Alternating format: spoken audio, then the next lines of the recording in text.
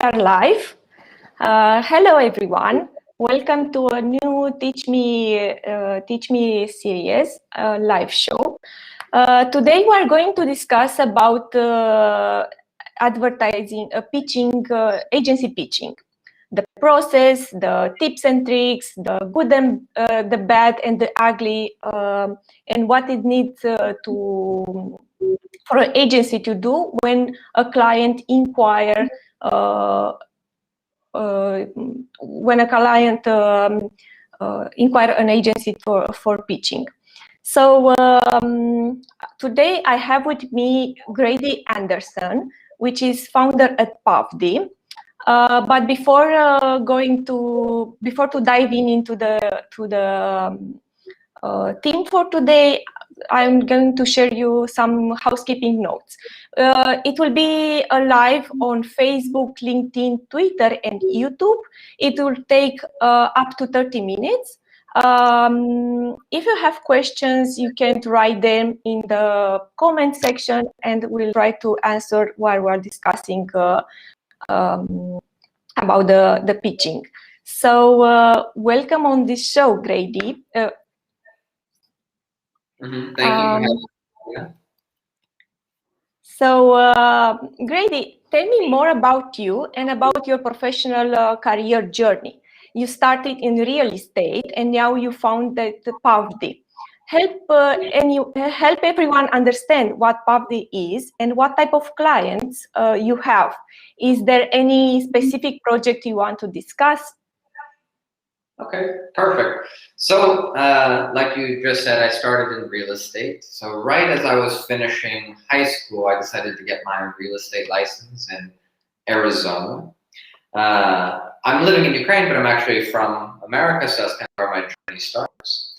And for 3 years, I specialized in real estate in the Valley, in the Phoenix Valley. Started with rentals and moved into residential sales. That's where I kind of picked up most of my sales abilities and where I learned kind of the, let's call it the basics of marketing and networking, especially networking. Over a course of period, I traveled to a few different types of jobs, all related around sales. I did some diamond sales. I also did some insurance sales as well. And each one taught me a little bit something new on how to interact with people, what people like to hear, how to help them make a purchasing decision, how to give a presentation, etc., etc. When it comes to pavdy and how did pavdy get started, I made a move to Kiev, Ukraine, and actually started an English consulting company first. We specialized in helping restaurants in the inner city teach their staff English and do a little bit of marketing, a little bit of translating. However, when the lockdown came, like when the first quarantine came, restaurants were the first businesses to have to close. So very quickly, I had to make a decision on what I was going to do with my business. Was I going to try and continue consulting English and trying to find clients during that hard time? Or was I going to make a switch? And we decided with the marketing knowledge that we had and the current market situation that we were going to switch to content marketers, and we began doing editing, copy editing and copywriting for IT companies, usually in software development.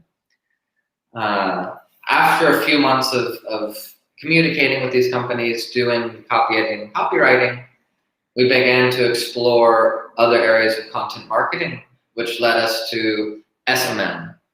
And I would say for the last 8 months now, we've been consistently in the SMM field and developing our skills as an SMM consulting and brand management company. You asked about any special projects that we're working with. So clients in general are usually software products. We do a little bit with software development companies too, but our clients are usually software products. So in document management, team management, business process automation, things like this. Now I'd say one of our most exciting projects is probably AirSlate. AirSlate is like I would call them a trailblazer a leader in no-code business automation. So they help small businesses to small enterprise, like medium-sized businesses to small enterprises, automate various tasks that are usually done manually. So they have lots of integrations, lots of no-code bots that allows them to, get rid of those tasks completely. And what we did is we came on from consulting. We would call it like a full cycle SMM service, and we help them do everything from strategy to creating content, posting content, managing it, and also developing and managing the community as well. I understand. So basically, you started as a salesman, and now you are a marketer. You try to. That's pretty interesting because most of the people, most of the marketers, sometimes they don't understand the sales and how to create a piece of content with with sales terms, and that I think it's a great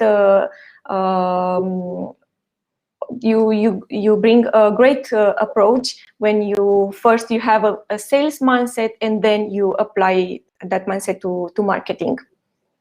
That's great. Yeah. So our topic for today is how to design a data-based pitch. So you get an inquiry for a potential client. Who is responsible for creating that pitch at your agency? Is it the social media managers or the social media strategist? Okay, that's a pretty good question because it's also a really important question, an important part of the process. Like who's doing what, when, and why. Yeah. So let's start with like the difference between an SMM manager and SMM strategist. Yeah. At my agency, I call everyone an SMM manager, but in reality, they are SMM strategists. Okay. Because we're a small agency, we call ourselves a database agency with a heavy focus on strategy. It's really important that my team understands strategy and strategic processes. So technically they're all SMM strategists, but all know how to organize and manage posts like a typical SMM manager. So with that knowledge, I'm going to use the phrase SMM manager, but just keep in mind they're more like content marketers and strategists, really. Okay.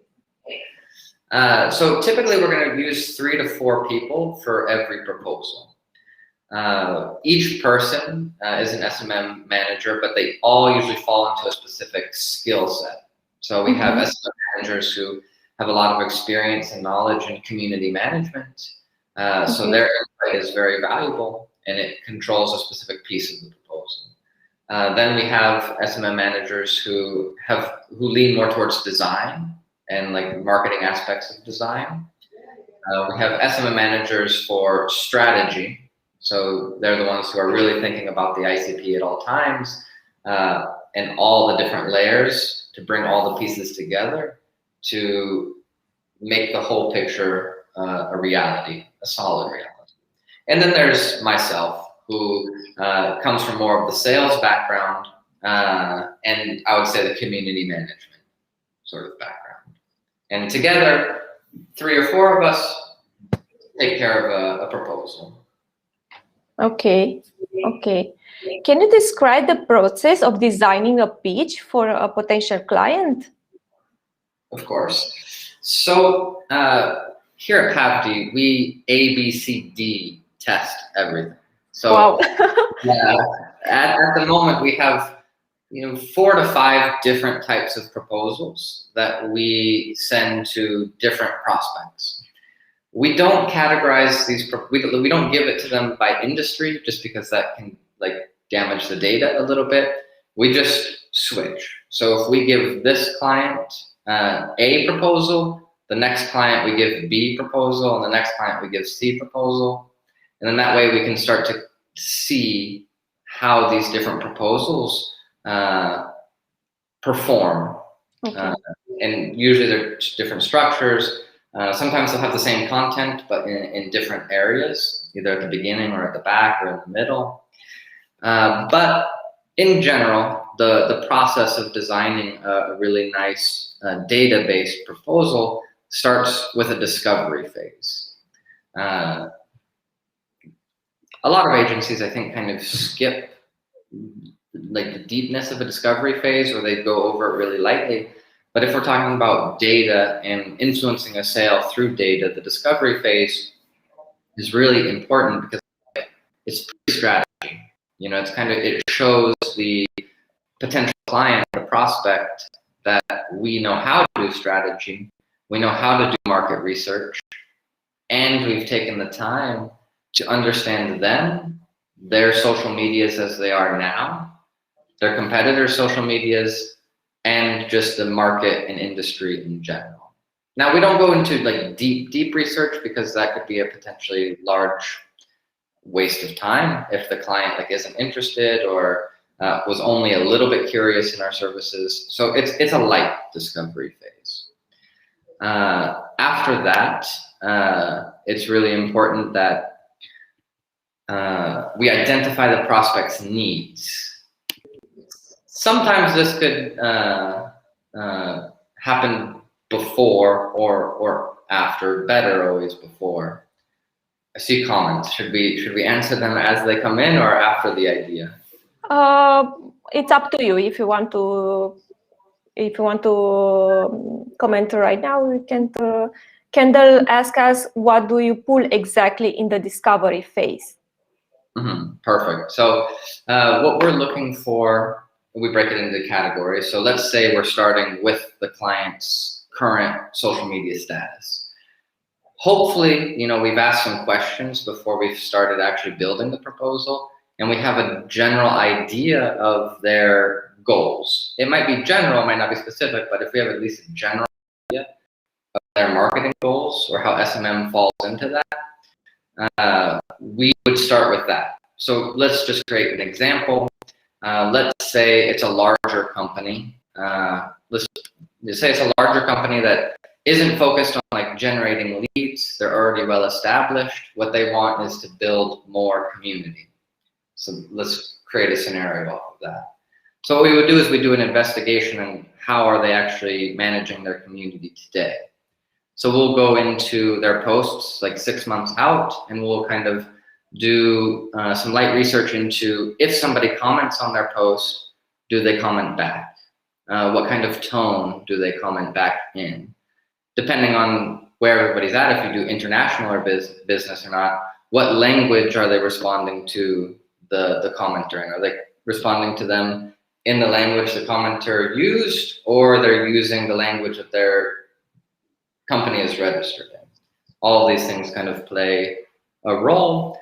We also look at like how people are commenting on the post. Like, are people usually using their social media as a place to complain? Are they using their social media as a place to like praise? Or are they using their social media as a place to communicate with other users, not necessarily the business themselves? So what we would do is we would take screenshots of all of that. We would probably also use various tools, including Socialinsider, to pull any type of internal or competitor evaluations that we could related to received comments, given comments, especially if we're talking about Twitter, and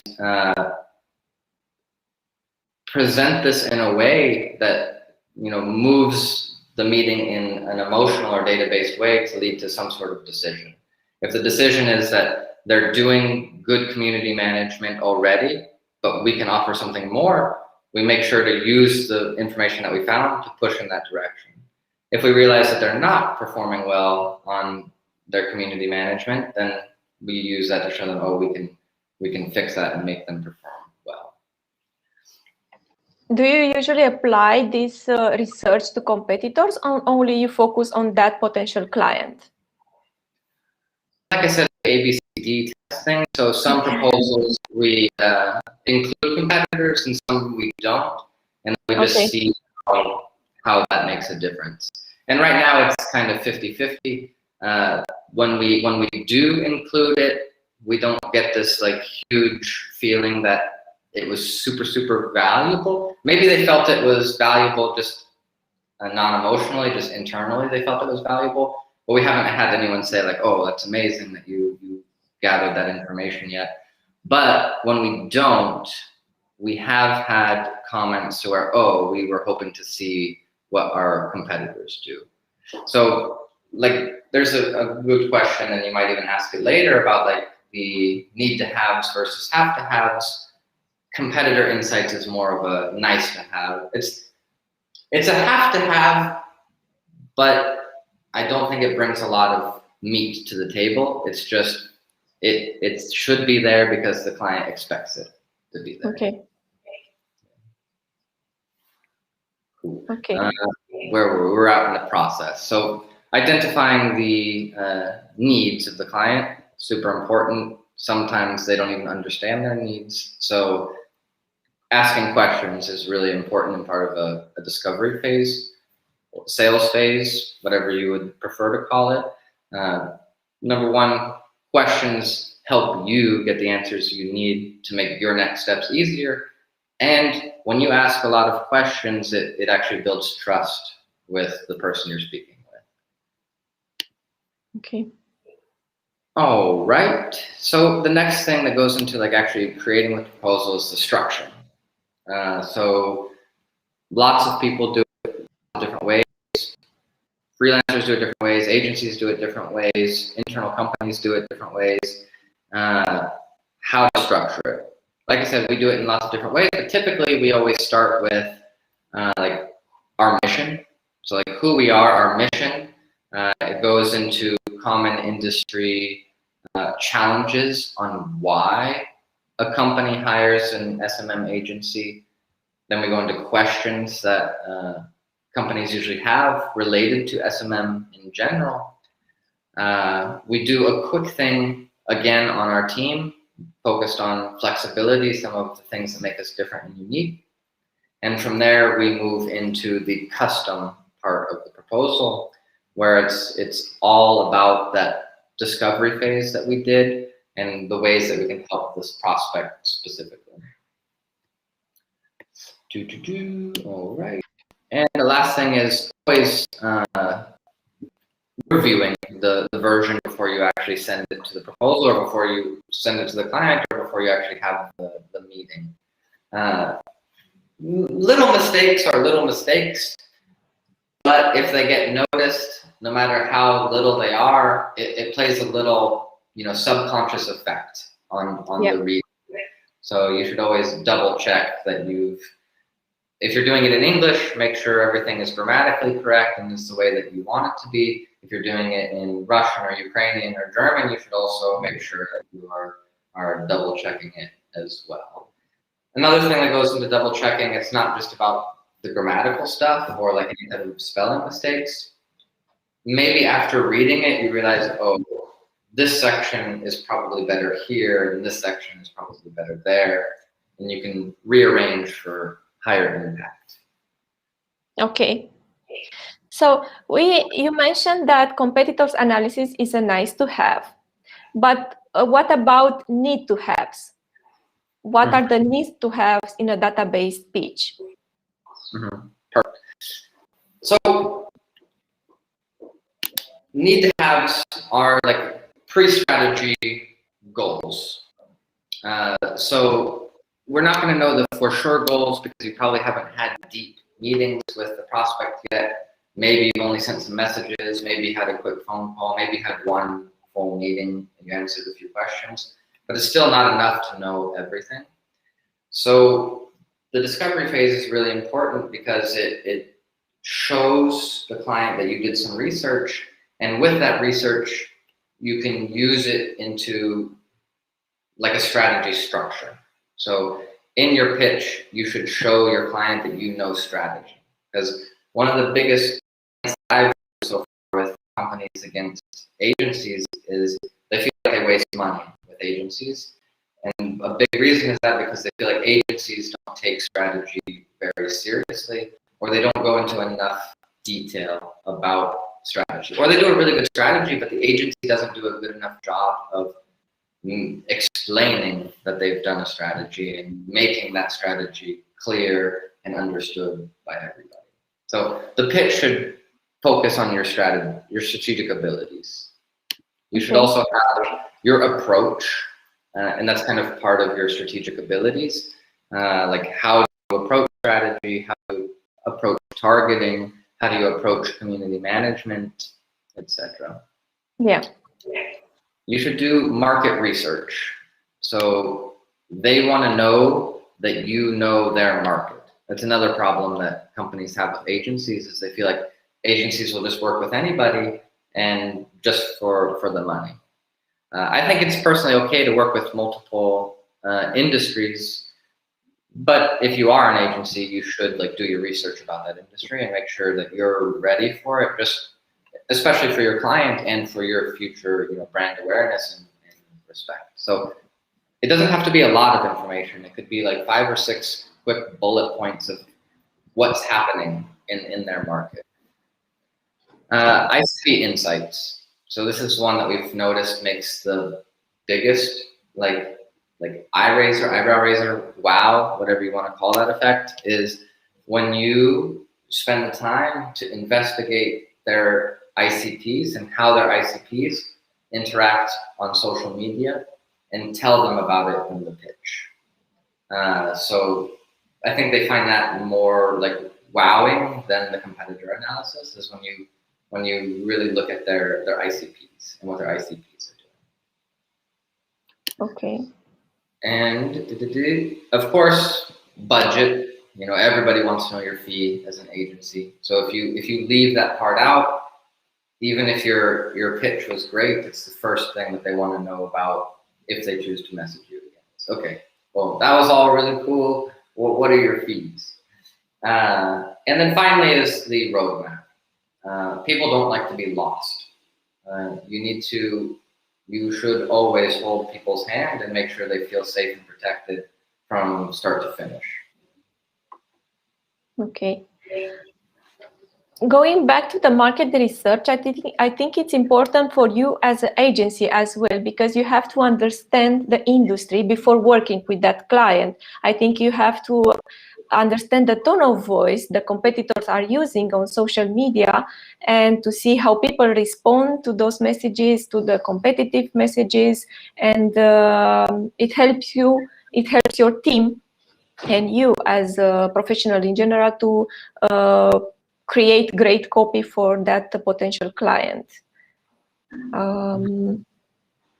Okay, so my next question is, what is the importance of data in creating a pitch, and how does it help persuade a prospect in the decision making? Perfect. So data, it's a business language. I think if you think about any successful company, depending on how we define success, uses data consciously or subconsciously, because you can be lucky, you can do a few cool things, but you can't sustain that without realizing that something is happening, recording it, and then repeating that if it was good, or not repeating it if it was bad. So if you're a successful company, you've realized this and you do this yourself. Or if you're going to bring on an agency, you look for an agency that understands that as well. If you present data in your pitch, what that does is it goes back to the whole, you did your research about them, about the market, but even more importantly, it shows that you are ready to take the process to an end point, to a goal. And that's what data shows, is that with the process that you're going to introduce, you will reach this goal, and it will usually have some KPIs. And it creates a lot of trust, confidence, transparency, that the client really appreciates, the prospect really appreciates. And then after they're a client, continues to appreciate when you present that information to them. And tools like Socialinsider are actually really important for this, because if we go back to kind of a competitor analysis or benchmark sort of situation, the ability to show the prospect what their competitors are doing and how their competitors are performing with different metrics is very interesting and eye-opening for them, especially from a social media point of view. Like a lot of times from a marketing perspective, you'll look at different types of competitor analysis, but a lot of times people skip over the social media because I still feel like there's a lot of larger companies that don't understand what social media is still. Yeah. There's a lot of cafes that understand it. There's lots of like online shops that understand it. But if you're talking to like enterprise, like small enterprises or large enterprises, like we like to target, they just think social media is something that's there that they can throw stuff into. So they don't really think about what other people are doing. Yeah, yeah, and I think their primary goal is sales, which sometimes social media doesn't mean only sales. Mm-hmm. Yeah, and we will do targeting as well. We do specialize in targeting, but I use the word specialize. We do targeting, but we specialize in brand management. And I think it's one reason why we try to stay away from startups and other types of companies, because our perfect client is like 5 years or older. They've already established their sales processes and they're now focusing on branding. Yeah. We come in with like a heavy content creation side and a heavy community management side. Yeah, yeah, that's great. So you described the needs to have and the nice to have, but how do you personalize your pitches? Mm-hmm. So the personalization comes into the second part. That's the part where we're focusing on the client. And a lot of that personalization comes from knowing what their needs are. You've done your market research. You've looked into their social medias. And then the personalization comes in two ways. The first is how you brand your proposal. You should always brand your proposal to both of you, so that like your agency plus the prospect's company. What that does is it creates like collaboration feeling. It creates an emotional feeling of partnership before the partnership has actually begun. So that's the first part of personalization. And then the second part is, with all that market data and internal data that you gathered, you add these screenshots or these captions into your proposal with some explanations of what they're currently doing. And this could be what they're doing good, what they're doing bad, and focus on them, like what they're doing. If you choose to include competitor stuff, also show what their competitors are doing in relation to them. So what that does is it gets rid of the template feel. Even if it is sort of a template, like if you can template this process, by doing that in both of those sections, you remove the template feeling and create a lot more personal attention. Okay. You said that you are doing A, B, C, D proposal. How much time and energy does it take to create a pitch? So because we have so many, it does take a little bit, or I feel like it takes a little bit longer. But usually, if we can get a proposal done in 2 days, if we need to get a proposal done in 2 days. But typically, if we're just going at a normal pace, it takes about 4 days for us to create a proposal with all 3 to 4 of those team members working together most of their day each day to complete it. Okay. And the hardest part about that is not actually the design, because the branding design part can be templated for the most part.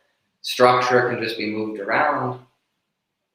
The market research is the one that takes the longest, and then finding the right screenshots for the biggest like emotional wow. Those two things take the longest, especially if you keep switching industries. So if like one day you have a proposal for like education, and then the next day you have like document management, what that does is that you have to put all of your focus on this one and all of your focus on that one, instead of finding information for both of them that works at the same time. So I'd say 4 days if nobody's like really rushing. Okay. So the COVID-19 and the lockdown changed the way we work. What tips and tricks do you have for pitching from home? Mm-hmm. Well, I don't know if I have a whole lot of like really cool, strong tips for pitching from home because, like I said, we were kind of born during the lockdown, so we only pitch from home. We did have one offline meeting though. It was interesting, definitely a different feeling. I think humans are social creatures, but at the same time, with the lockdown and business being separate for so long, and some people getting started in business during the lockdown, like physical interaction for some people is strange. So I would say like during that offline meeting we had, like I think each party didn't actually know how to like engage with each other. But when people are online, things can be actually a whole lot more comfortable, or typically where they want to be, whether that's in a cafe, at home, in an office, a co-working space. So my tips are going to be general tips. Don't try to give a proposal in a cafe. Don't try to give a proposal while you're walking down the street. You should be in a quiet place where you're not going to be disturbed so that you are able to give your full attention to the prospect and control your screen. Because the ability to share your screen is a huge plus, being able to work remotely. Another tip is it's okay to tell your prospects too. Don't be in a cafe. Don't be walking down the street. It's okay to tell them where they should be as well. That way the process is smooth for everybody. Okay. So I think that's it for today. These were my questions for you, Grady. It was a pretty interesting conversation because I didn't know that you are creating so much proposal and you are basically testing ABCD testing when you receive an inquiry for a client. And as a sum up for everyone, Grady told us that when it comes to the process of designing a pitch, it's important to do a discovery and a market research. You have to know your client, you have to know the market, the industry, and he break down that he is doing post analysis, social media post analysis. He is looking at the tone of voice that client use on social media, and also he look at how people react to those posts on social media. And you have to understand your prospect needs, and by you just simply ask questions. As many questions as you need, just to identify those client needs. And of course, you have to brand your proposal and to also always review your final version. When it comes to what you have to add, what you have to the need to haves in that pitch, and then nice to haves are the need to have are the marketing strategy, your approach, the strategy, the targeting, the community management, the market research, the budget, and the roadmap.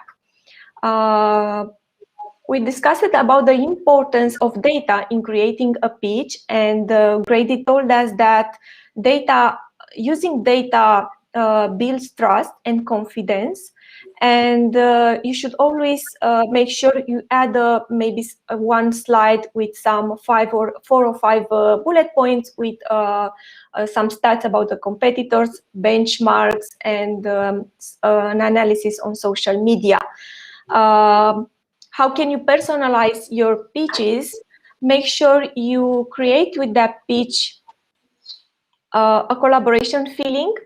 You brand your proposals both to your agency brands, colors, logos, and the client logo and colors, and also add screenshots, the perfect screenshot, and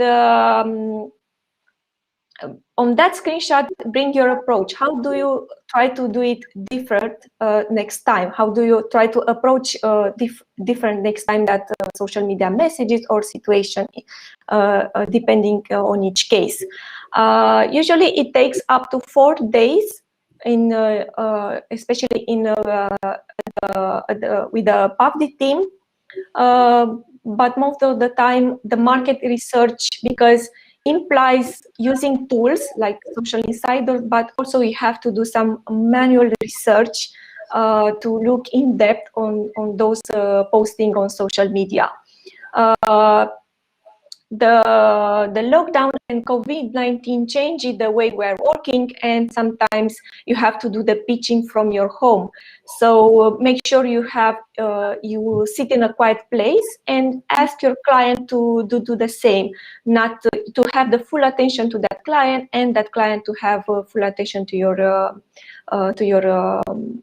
pitch. Good. So thank you so much for this this information. Thank you for watching this live Teach Me Live series. Thank you, Grady. And it was great. I had fun. Yeah. And yeah, you can follow Grady Anderson on LinkedIn. I'm sure that he can he teach you everything that he knows about sales, networking, and marketing in general. You can connect with him on LinkedIn. Thank you again, and have a great day. Bye bye. Bye, everybody.